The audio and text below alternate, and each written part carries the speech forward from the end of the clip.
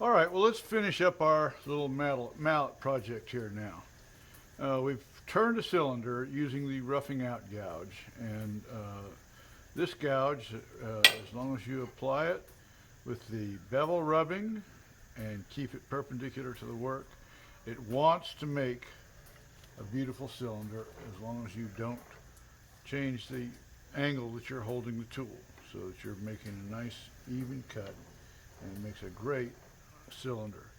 Now for our mallet, we want to lay this out so that we've got our head of the mallet. Doesn't really matter which end you put it at.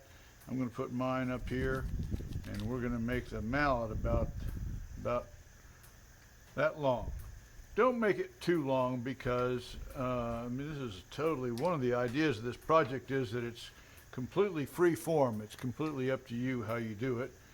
But if you make the mallet too long, it's just too heavy, and you want to have a nice balance to your mallet. So don't make your mallet too long.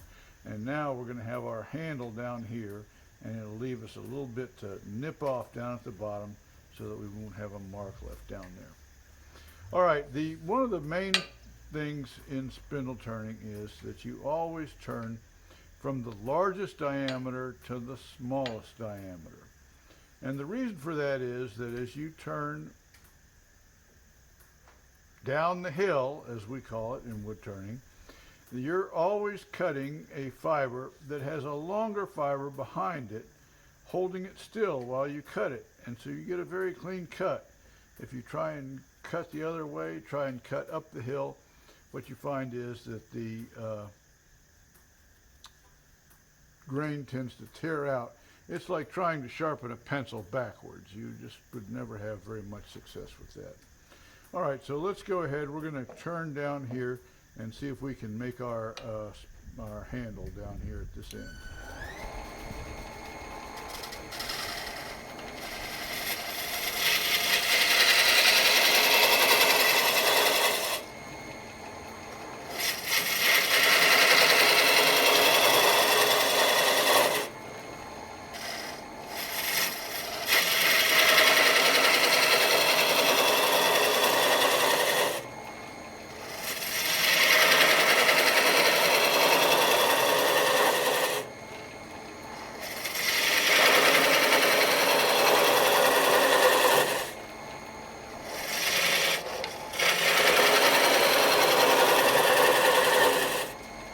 It's important to note that I'm turning at a moderate speed, but I can take a very heavy cut and get this work done quite quickly. You have on this lathe, it's a 2 horsepower motor driving this wood past your chisel, and so there shouldn't be any worry about having to take a nice deep cut, and there's just no reason to feel like you've got to go at a real high rate of speed in order to do the work quickly.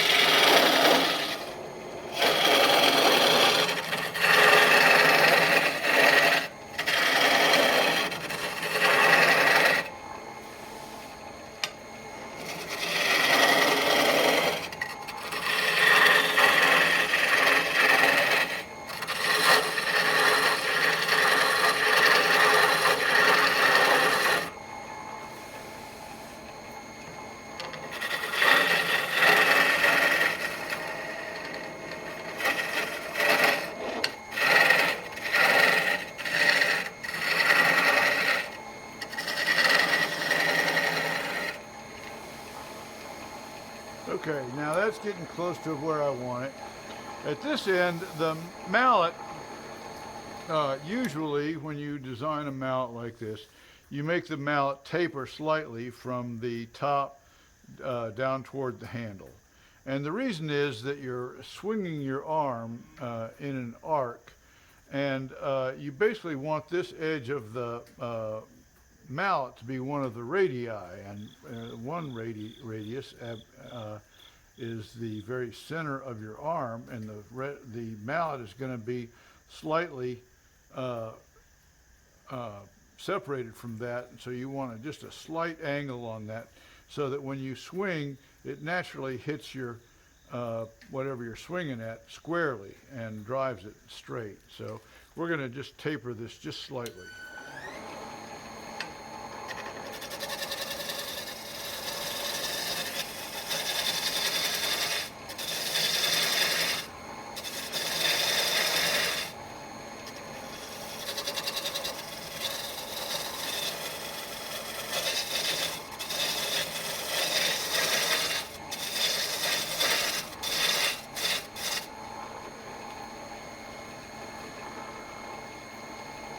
Right, and then I don't want that mallet head quite that long, so I'm going to cut it back just a little bit.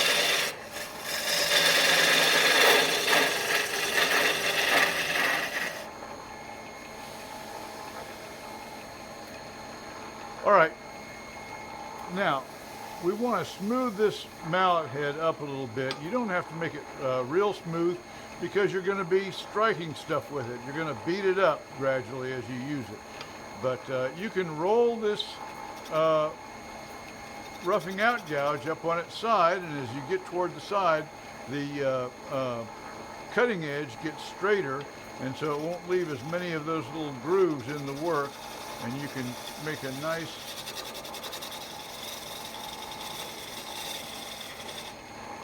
smooth cut using your roughing out gouge.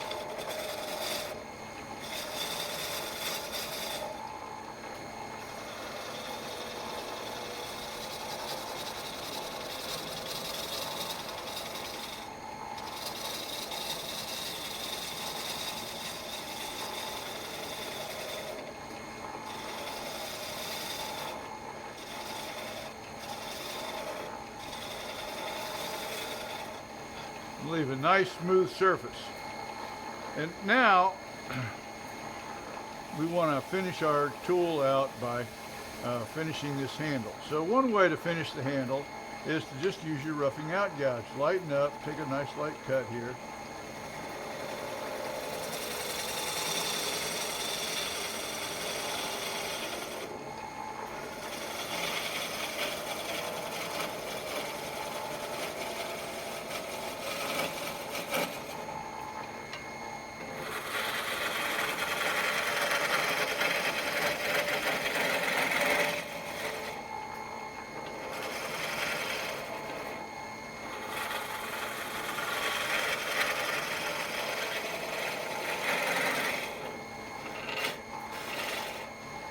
And you can see that I turn down the hill. I turn from this side down, I turn from this side down. At the bottom, we want to leave a little bit of a knot so that the thing doesn't tend to want to fly out of our hand as we're using it.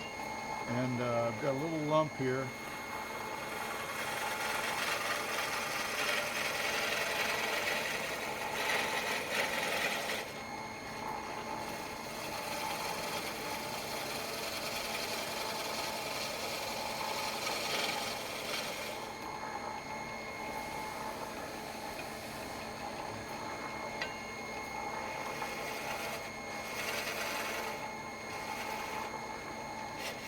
And for a mallet that you're going to be using in the wood shop to beat on things, I don't really feel like you need to get it much smoother than this. A little texture gives you a nice grip, and you're going to be beating up the head of it anyway with whatever you hit. But I have had people that want to finish them. They get real caught up in it and want to sand them nicely, and if that's what you want to do, that's fine. I had one person one time that I saw her standing at the lathe sanding her mallet to about 400 grit, and I said, my goodness, don't you realize you're going to be beating up that beautiful surface that you're sanding? And she said, oh no, she said, I'm not going to be pounding on any chisels with this mallet. She said, I love to cook, and I'm going to use this to pound out my chicken breasts, and I want it to look beautiful. So this is completely up to you how you want to finish it. All right, well, we're going to finish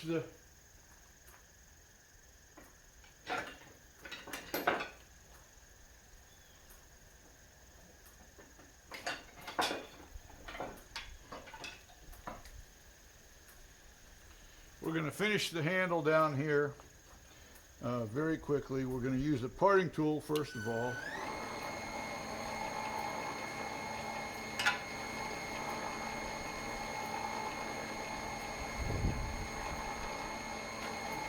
So a parting tool, we're going to use it to get down here so we can finish our end off nicely. And we're going to raise the parting tool up to a scraping position. And we're going to just push it straight in until we're beneath the surface. And all that does is avoid a big turn up of fuzz if you use it in the cutting position to start with, like that. You just don't want to have to deal with all that stuff. So we push it until we're beneath the surface, and we bring it up to the cutting position, and we begin to arc down, and we always come over and chase either a cut and a half or 2 cuts down. And that creates enough clearance for our parting tool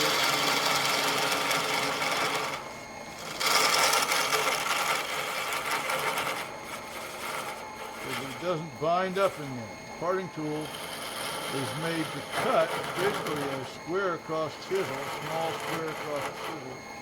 And it's made to cut this surface right here very cleanly, but it leaves the end grain very rough, and that fuzz on the end grain will grab your parting tool and jerk it right out of your hand if you're not careful.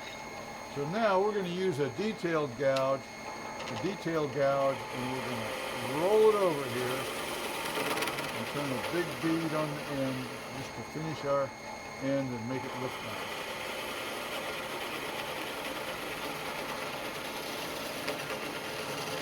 A lot of tools that you can use to make a bead. Most of the older wood turning books will tell you that if you're turning a ball, which is a sort of a large bead, use a gouge.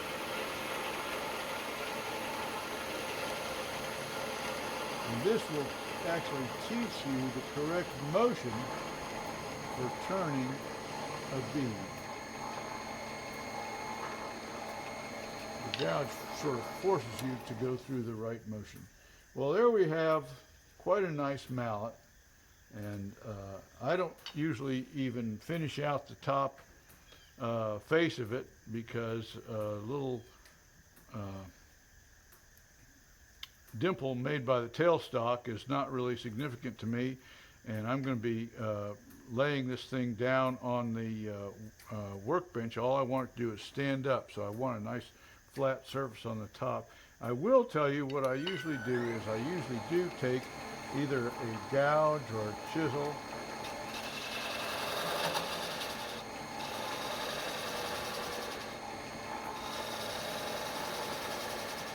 and I chamfer that top corner. And the reason I do that is that if you leave that top corner sharp, it's going to get beat up and it will actually look like it's more worn than it is. It'll look kind of rough and ragged, whereas if you chamfer it off, you have a little more surface area to absorb whatever knocks it takes when you bump it on the edge of a chisel handle or on the edge of your workbench, and so it just makes the thing look a little nicer for a little longer. So now I'm going to go ahead and part this thing off so that we have a nice end down here.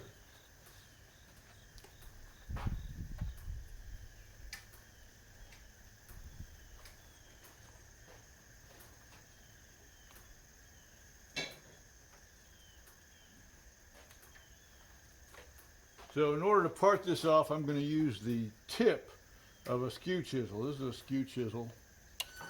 And we're going to use the tip of it here. We're going to push it in.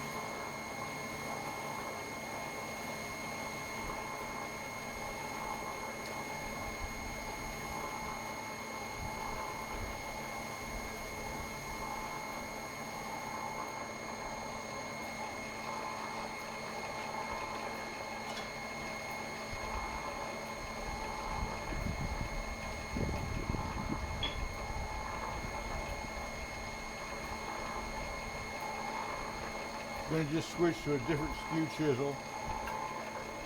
Maybe bring my tool rest up just a little closer. I just don't want to leave those little marks on the end grain.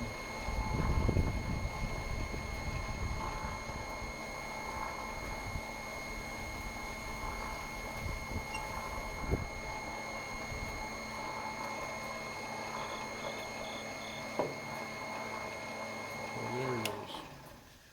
So there's our mallet.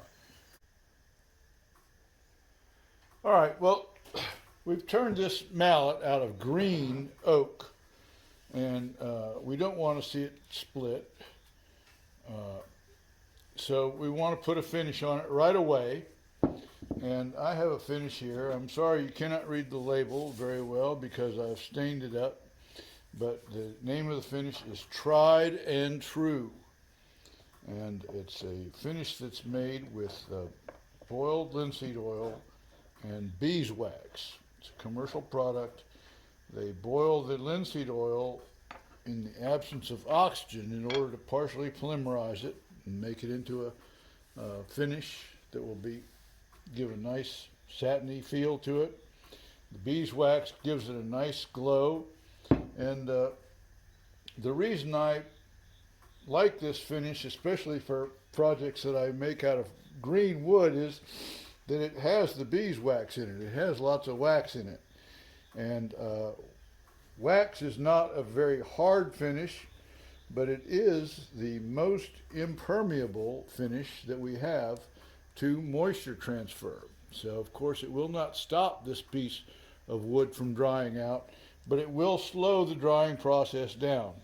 So this mallet will gradually change shape. In a few months it will no longer be perfectly round. It'll be somewhat oval shaped. We know that wood shrinks more